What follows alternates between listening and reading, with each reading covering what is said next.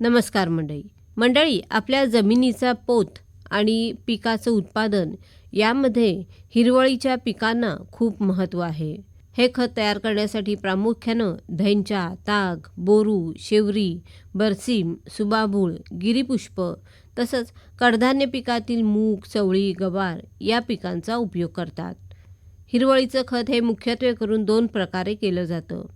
यातला पहिला प्रकार म्हणजे हिरवळीचं पीक शेतामध्ये दाट पेरून ते फुलावर असताना नांगरानं जमिनीत गाडणं आणि दुसरा प्रकार म्हणजे गिरीपुष्प आणि इतर झाडांचा पालापाचोळा, कोवळ्या फांद्या ह्या तोडून आणून शेतात पसरून त्या गाडणं.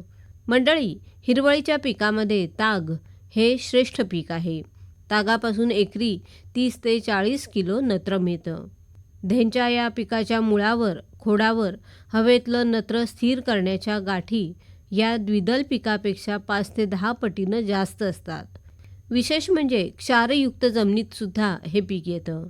याचप्रमाणे बोरू हेही पीक धेंच्यासारखं उपयुक्त आहे. द्विदल वर्गामध्ये चवळी, मूग, उडीद, गवार, कुलथी अशी पिकं दाट पेरावीत. 1 ते 2 पाणी देऊन फुलावर आली असता ती गाडावीत. एकरी 20 ते 24 किलो नत्र यातून मिळतं.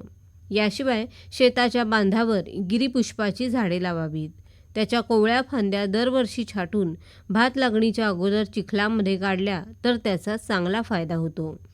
याशिवाय शेताच्या आसपास असणाऱ्या कोणत्याही झाडाचा ओला पाला, कोवळ्या फांद्या, द्विदल वर्गातली तण, गवत ही शेतावर पसरून ती गाडली असता त्याचाही चांगला फायदा होतो.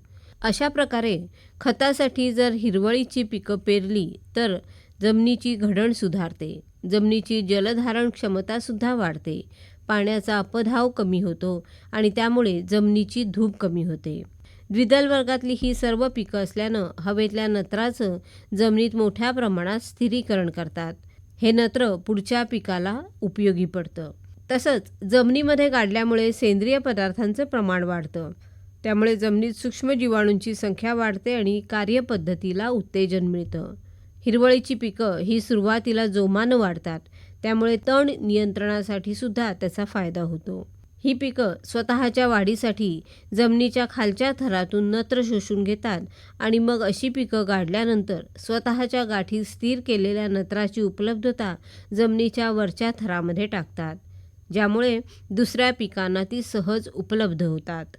मंडळी, हिरवळीच्या खतांमुळे पिकांना नत्र, स्फुरद, पालाश, कॅल्शियम, लोह आणि इतर सूक्ष्म अन्नद्रव्य मोठ्या प्रमाणात उपलब्ध होतात.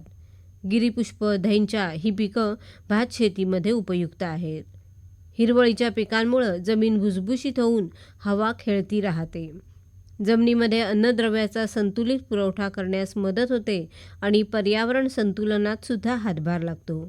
जमीन जास्त काळ उत्पादनक्षम राहते.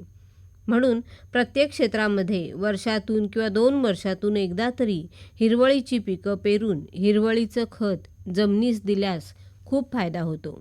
बरं तर मंडळी, पुन्हा भेटूया पुढल्या कृषीवाणीमध्ये. नमस्कार.